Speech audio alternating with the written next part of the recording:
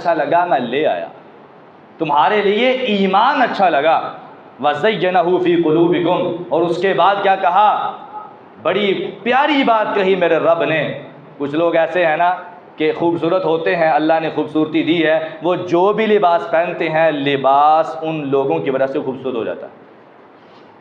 उस आदमी की खूबसूरती की वजह से लिबास भी खूबसूरत हो जाता है। और बसा औकात लिबास की खूबसूरती आदमी को खूबसूरत बना देती है।